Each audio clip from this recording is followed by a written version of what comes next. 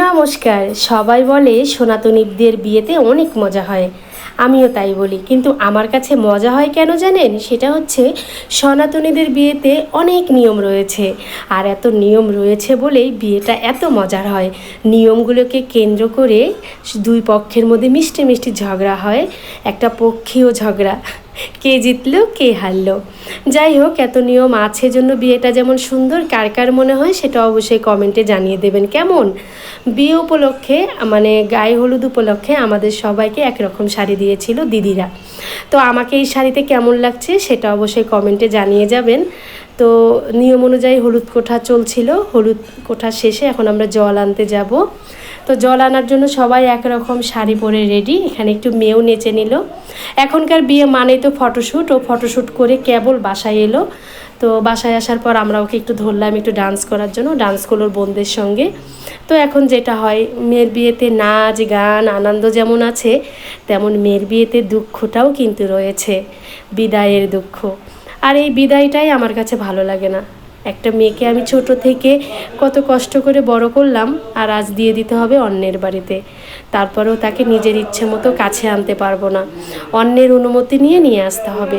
এই কারণেই আমার মেয়ে সন্তান পছন্দ হয় না।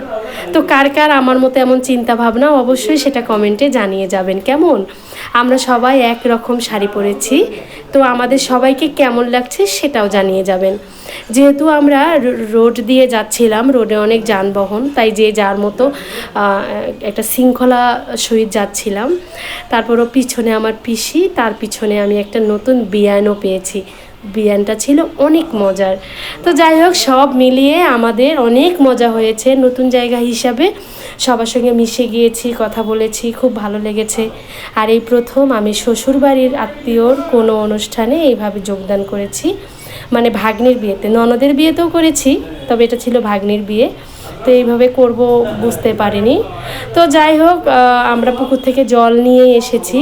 জল নিয়ে আসার পর সেই জল দিয়ে ভাগ্নিকে স্নান করানোর একটা নিয়ম রয়েছে। তো যেই নিয়মটা হচ্ছে জল দিয়ে স্নান করতে হয়। তো পুকুরের জলটা প্রচুর ঠান্ডা থাকে, যে কারণে জলটা জাস্ট একটু গায়ে ছিটিয়ে দিয়ে পরে বাথরুমে গিয়ে ভালোভাবে ফ্রেশ হয়ে ও পার্লারে চলে যাবে। তো ওই যে আগেই বলেছিলাম মেয়ের বিয়েতে দুঃখ থাকবে না, তাই কখনো হয়?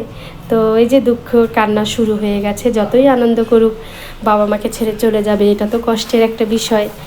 তো এইসব দুঃখ কষ্ট নিয়েই একটা বিয়ে, একটা আনন্দ, একটা নতুন সম্পর্ক তৈরি হয়। ওদের নতুন জীবনের জন্য আমি আগেও বলেছিলাম, আবারও বলছি, অনেক অনেক প্রার্থনা করবেন, ওরা যেন অনেক সুখী হয়, ওদের দাম্পত্য জীবন যেন অনেক সুখের হয়। এভাবেই ওরা হাসি কান্না আনন্দ নিয়ে সারা জীবন কাটিয়ে দিক। এই তো জীবন, তাই না? তো ওই যে জল ঢালার একটা নিয়ম, এখন তো আগেই বলেছি শ্যুটের একটা নিয়ম থাকে। তো সব মিলিয়ে এটা ছিল জল আনার একটা ভিডিও। আমি নেক্সট ভিডিওতে বিয়ে, আশীর্বাদ এটাও আপনাদের সঙ্গে শেয়ার করব। ভালো লাগলে অবশ্যই লাইক করবেন, আর আপনাদের মূল্যবান মতামত আমার কমেন্ট বক্সে জানিয়ে যাবেন। আমি তো আপনাদের পাশে আছি, আপনারা আমার পাশে থাকুন।